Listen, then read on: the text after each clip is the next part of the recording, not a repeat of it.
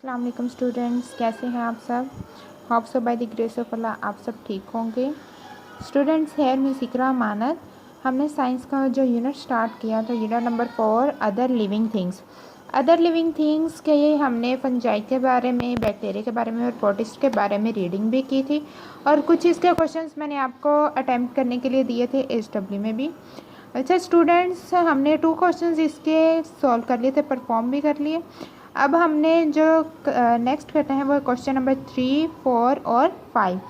Question number 3, 4 और 5 आपने पीछे जितनी रीडिंग की है उससे रिलेटेड ही है, रेलिवेंट ही है, तो आपको इजी भी होगा। अब रीडिंग कंप्लीट हो चुकी है तो इन क्वेश्चंस के आंसर्स आप खुद भी वैसे कर सकते हैं, लेकिन हम साथ करते हैं ताकि आपकी क्लियर अंडरस्टैंडिंग हो जाए। आपको मैं करवाती हूँ। क्वेश्चन नंबर 3 है the number of cells that bacteria have. हाँ, आपने बताना है कि write down the number of cells that bacteria है। बैक्टीरिया कितने नंबर ऑफ सेल्स मौजूद होते हैं। तो हमें पता है कि बैक्टीरिया के पास मीन्स कि बैक्टीरिया की जो कंस्ट्रक्शन है वो जस्ट 1 सेल पर मुश्तमिल होती है। सो इसका जो आंसर आपने करना है, राइट डाउन करना है, पेज नंबर प्रीवियस पेज पे मूव करते हैं, पेज नंबर 47 पे। तो हाउ मेनी सेल्स बैक्टीरिया है। बैक्टीरिया आर, सबसे पहले बैक्टीरिया का टॉपिक है, line number 1, 2 and 3, third line से देखें। Bacteria are the simplest form of living things, they only have 1 cell. इनके बैक्टीरिया की जो कंस्ट्रक्शन होती है, इसकी जो बॉडी होती है, ये जस्ट 1 सेल पर कंसिस्ट होती है। ये आपने इसका क्वेश्चन नंबर 3 का आंसर करना है। अब क्वेश्चन नंबर 4 पे मूव करते हैं जी। क्वेश्चन नंबर 4 क्या है। Write down the role of bacteria. आपने बैक्टीरिया का रोल बताना है, उसका क्या किरदार होता है बैक्टीरिया का। सो अगेन पेज नंबर 47 पे ये सेकंड पैराग्राफ से देखें। बैक्टीरिया का टॉपिक है, सेकंड पैराग्राफ है, the role of bacteria is to act as decomposers. Bacteria का रोल लिखा है कि इसका क्या किरदार होता है। The role of bacteria is to act as decomposers, they break down the chemical elements inside the other organisms. ये आपने यहाँ तक इसका क्वेश्चन नंबर 4 का आंसर मेंशन कर लेना है नोटबुक पे भी। और ये जो क्वेश्चंस के आंसर्स मैं आपको बता रही हूँ, इन सब क्वेश्चंस को और आंसर्स को आपने अपनी नोटबुक पे रिटर्न फॉर्म में लिखने हैं और मुझे इनबॉक्स कर देने हैं, और अच्छी सी प्रेजेंटेशन के साथ, और उसके अलावा अच्छी हैंड राइटिंग में मार्कर और इंक पेन का आप यूज़ करें। और स्टूडेंट, ये क्वेश्चन नंबर है 4 का आंसर। बैक्टीरिया का क्या किरदार होता है, इसका रोल क्या होता है कि ये decomposer, act as a decomposer means के रीडिंग में मैंने वैसे आपको इसकी एक्सप्लेनेशन दी थी जी। डीकम्पोजर का क्या मतलब होता है, थोड़े से रिमेंबर करें जी। बिल्कुल, डीकम्पोजर्स का मतलब होता है तोड़ फोड़ करना, किसी चीज़ को तोड़ देना या तबाह कर देना उस चीज़ को। Break down the chemical elements inside the other organism. ये ऑर्गेनिज्म में एलिमेंट्स की, जो केमिकल एलिमेंट्स मौजूद होते हैं, उनकी क्या करते हैं, ब्रेक डाउन करता है, उनको तोड़ देता है।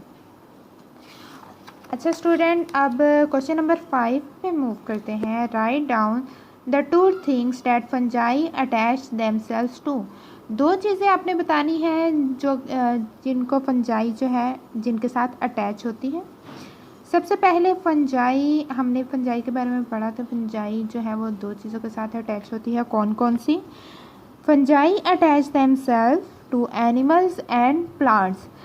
क्वेश्चन नंबर 5 का आंसर मैंने यहाँ पे रिटर्न फॉर्म में लिख दिया है। आप यहाँ से इसको स्टॉप करके तो आप क्वेश्चन का आंसर लिख सकते हैं वीडियो को स्टॉप करके।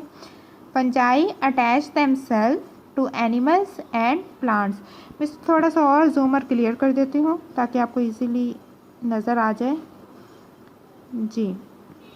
तो स्टूडेंट, ये था क्वेश्चन नंबर 3, 4 और 5 जो कि हमने रीड आउट भी कर ली है, और इसके अलावा इन क्वेश्चंस के मैंने आपको आंसर्स भी साथ में बता दिए हैं।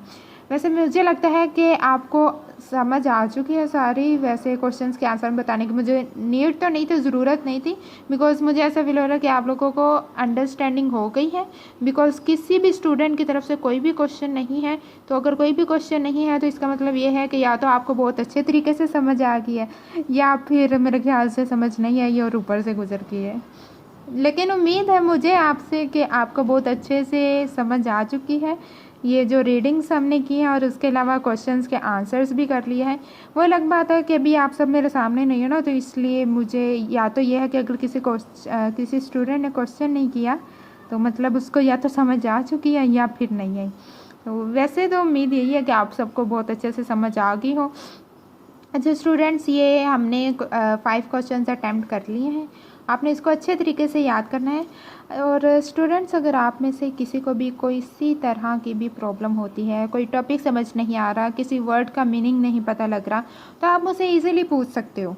बिकॉज़ अगर आप पूछोगे तो मुझे भी इससे आइडिया होगा कि आप मेरे लेक्चर को सुन रहे हो, अंडरस्टैंड कर रहे हो और अपना काम भी कर रहे हो, रीडिंग कर रहे हो, स्टडी कर रहे हो, लर्निंग का भी काम चल रहा है। और रिटर्न फॉर्म अगर आप मुझे इनबॉक्स करते हो तो मुझे वो भी क्लियर हो जाएगा कि आप मुझे इनबॉक्स कर रहे हैं, तो ये भी काम चल रहा है अच्छे से।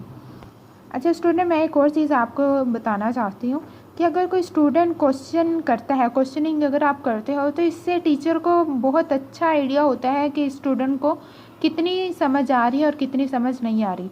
अगर आप क्वेश्चनिंग करते हो ना, तो इससे सही बात है बहुत ही क्लियर आइडिया होता है कि आपको कितने % समझ आ रही है और कितने % फिर मुझे आइडिया हो जाता है कि आपको किस चीज़ की समझ आ चुकी है और किस चीज़ में आपको प्रॉब्लम हो रही है। तो फिर मैं आपको वो ऑब्वियसली मैं आपकी वो प्रॉब्लम जो है वो क्लियर करने की कोशिश करूँगी। और होप सो बहुत अच्छा कंप्रोमाइज़ अगर आप भी करें तो आपका ये जो काम है ये बहुत ही इंटरेस्टिंग भी हो सकता है और बहुत बेस्ट भी हो सकता है। आपने जस्ट अपनी अटेंशन देनी है और काम को अच्छे से परफॉर्म करना है। और एक और आपसे बात है कि आप सब अपनी जो हैंड राइटिंग है उसे मज़ीद इम्प्रूव करने की कोशिश करें। हैंड राइटिंग से ही बहुत ज़्यादा स्टूडेंट के बारे में आइडिया होता है कि उसकी स्टडी कैसी है, किस तरह का पढ़ता है। और लिखने में राइटिंग बहुत ज़्यादा मैटर करती है। प्रेजेंटेशन, राइटिंग में प्रेजेंटेशन बहुत ज़्यादा मैटर करती है। आप लोग प्रेजेंटेशन को भी बहुत ज़्यादा प्रेफर करें और अच्छे से प्रेजेंटेशन दिया करें। यहाँ पे मीन्स के साइड पे पहले मार्जिन लाइंस लगाया करें। मार्जिन लाइंस लगा के अगर आप चैप्टर का नेम लिखते हैं, यूनिट मेंशन करें लाजमी। और उसके नीचे अगर मार्कर से 2 लाइंस आप उसको ड्रॉ कर दें तो वो भी बहुत अच्छा इंप्रेशन पड़ता है। जब आपकी प्रेजेंटेशन अच्छी हो जाएगी ना, तो ऑब्वियसली आपकी आहिस्ता आहिस्ता हैंड राइटिंग भी अच्छी हो जाएगी। Okay student, best of luck. Hope so आपका जो नेक्स्ट वर्क मुझे इन क्वेश्चंस के आंसर जो कि आप नोटबुक में इसे सॉल्व करोगे, होप सो वो बहुत ज़्यादा मीन्स के नीट हो और बहुत ही अच्छे तरीके से आपने उसे परफॉर्म किया हो। Okay student, thank you. अल्लाह हाफिज़।